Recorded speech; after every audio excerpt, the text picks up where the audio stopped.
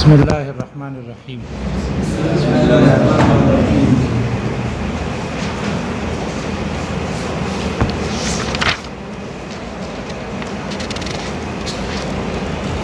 یہاں ایک خطبہ ہو گیا، خطبے کے بعد فرمایا وَبَعْدُ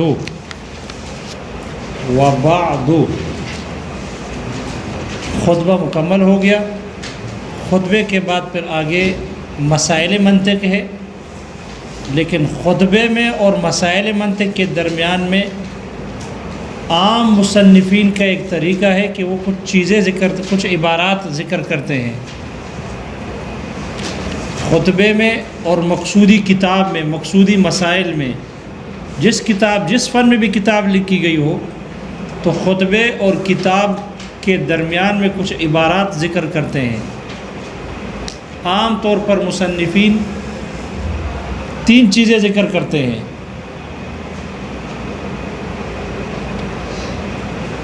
پہلی چیز ہوتی ہے علت تعیین الفن، علت تعیین الفن، فن کے متعین کرنے کی علت کہ اس نے اس فن میں یہ کتاب کیوں لکھی ہے، اس فن کو کیوں متعین کر دیا، اس کی وجہ لکھتے ہیں۔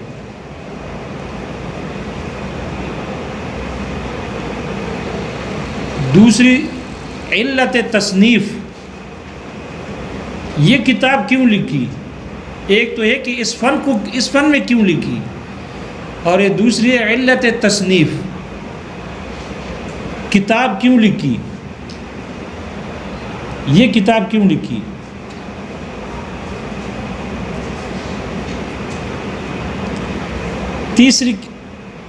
تیسری عبارت یا بات ذکر کرتے ہیں، وہ ہے کیفیت المصنف، کیفیت المصنف، مصنف یعنی کتاب کی کیفیت کیا ہوگی، وہ جو کتاب انہوں نے لکھی ہے یہ کس کیفیت کی کتاب ہے، آسان ہے، مشکل ہے،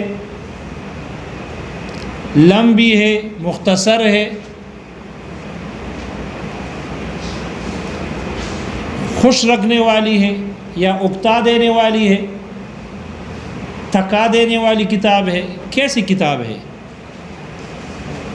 کس کیفیت میں ہے۔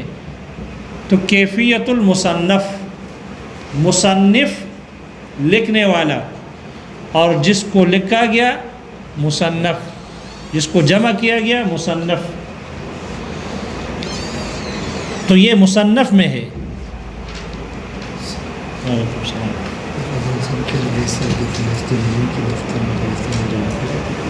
یہ کس چیز کی فہرست کیا کرے،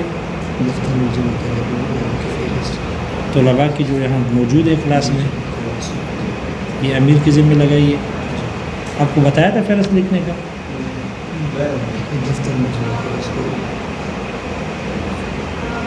دفتر میں وہ خود جمع کرے گا، آپ لے کے جاؤ گے؟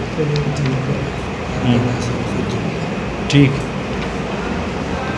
یہ دفتر میں پھر بعد میں جمع کر لینا، ٹھیک ہے۔ تو مصنفین کی یہ عادت ہے، کتاب لکھنے والوں کی یہ عادت ہے، عام طور پر وہ کرتے یہ ہیں کہ مقدمہ، خطبہ ذکر کرنے کے بعد خطبہ اور اصول اور جن مسائل پر کتاب لکھی گئی ہے، مقصودی مسائل، خطبے اور مقصودی مسائل کے درمیان میں کچھ عبارات ذکر کرتے ہیں، جس میں وہ عام طور پر اس میں یہ 3 چیزیں ہوتی ہے۔ ایک ہوتی ہے علت تعیین فن، اس فن کو کیوں متعین کیا۔ دوسرا علت تصنیف، اس کتاب کو کیوں لکھا، اس کتاب کی لکھنے کی وجہ کیا تھی۔ اور تیسری چیز ہے کیفیت المصنف، جو کتاب لکھی گئی ہے وہ کیسی ہے، جو کتاب مصنف نے لکھی ہے آسان ہے، مشکل ہے، لمبی ہے، مختصر ہے، کیسی ہے۔ عام طور پر یہ 3 چیزیں ذکر کرتے ہیں۔ اور جو کتاب متن نہ ہو، یہ تب ہے جب مصنف ہو، متن ماتن ہو، لیکن اگر وہ کتاب شرح ہو، کسی کتاب کی شرح لکھ رہے ہوں، وہ کتاب شرح ہو، تو پھر اس میں ایک چیز، 3 چیزیں وہ بھی ہوتی ہے اور ایک چیز کا اور اضافہ کرتے ہیں، اور وہ ہوتی ہے علت تعیین ھذا المتن، علت تعیین ھذا المتن، شارح نے اس متن کو کیوں متعین کیا، اس کی وجہ کیا ہے۔ متون اور بھی بہت سارے ہیں، لیکن شارح نے صرف اس متن کو اختیار کر کے اسی کی تشریح کی ہے، صرف اس متن کو کیوں اختیار کیا باقی متون چھوڑ کر؟ تو اگر وہ کتاب وہ شرح ہو تو پھر شارح اس میں اس بات کا بھی اضافہ کرتے ہیں۔ یہاں پر آپ اپنی کتاب میں دیکھ لو، بالکل فہذا کے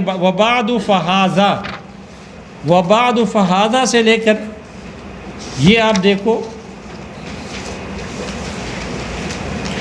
لمن اراد ان یتذکر من ذوی الافہام، ذوی الافہام نظر آ گیا؟ یہاں تک اس کتاب میں جو مصنف نے انہوں نے صرف 2 چیزیں اختیار کی ہے۔ مصنف نے عام طور پر مصنفین 3 چیزیں ذکر کرتے ہیں، یہاں مصنف علامہ تفتزانی نے 2 چیزیں ان میں سے ذکر کی ہے، صراحتاً ذکر کی ہے۔ ایک یہ کہ مصنف نے جو کتاب لکھی ہے وہ ہے کیفیت المصنف، کہ میں نے یہ کتاب جو لکھی ہے کیسے ہے، تو شروع سے لے کر من ذوی الافہام تک کیفیت بیان کی ہے کہ میری یہ کتاب کیسی ہے، وہ یہ بیان کی ہے ادھر۔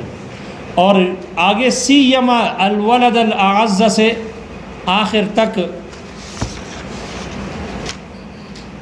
وَبِهِ وَعَلَى اللَّهِ التَّوَكُّلُ وَبِهِ الْاِعْتِصَامُ، آگے تک جو ہے وہ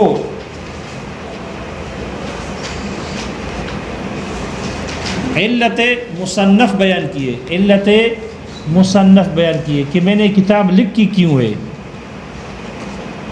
پہلی کیفیت المصنف اور دوسرا پہلے کیفیت تصنیف اور دوسرا علت مصنف، کہ میں نے کتاب کیوں لکھی ہے۔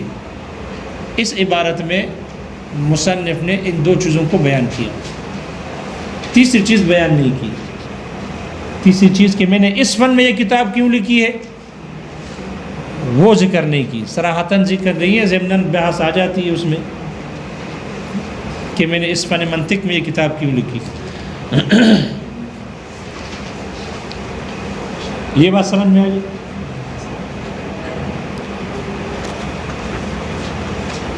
تو خطبہ گزر جانے کے بعد پھر آگے مصنف کہتے ہیں وَبَعْدُ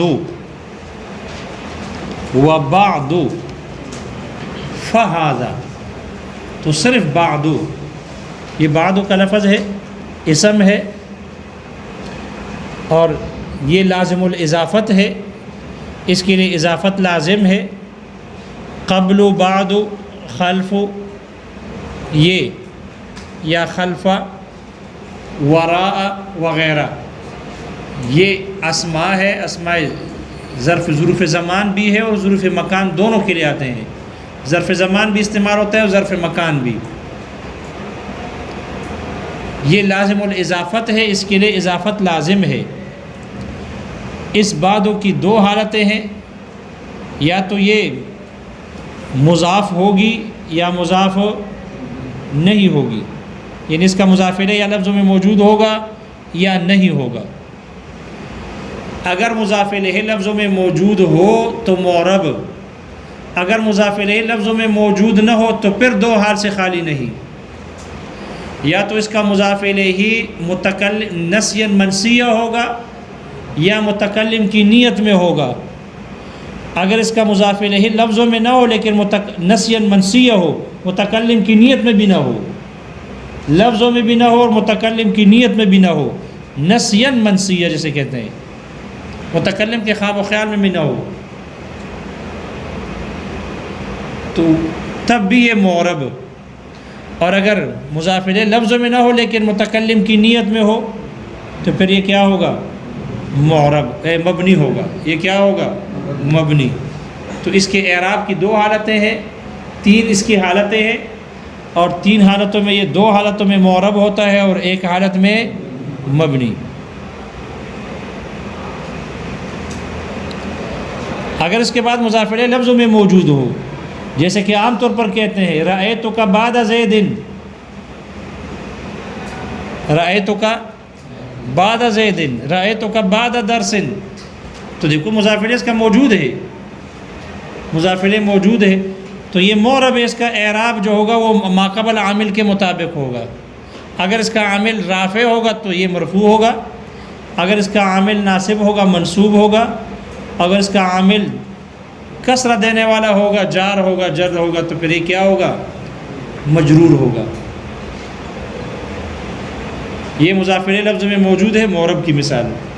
اور اگر اس کا مضاف الیہ لفظوں میں موجود نہ ہو، محذوف ہو، اور ایسا محذوف ہو کہ متکلم کی نیت میں بھی نہ ہو، جس کو نسیاً منسیہ کہتے ہیں، جیسے کہتے ہیں رب بعد خیر من قبل، رب بعد خیر من قبل،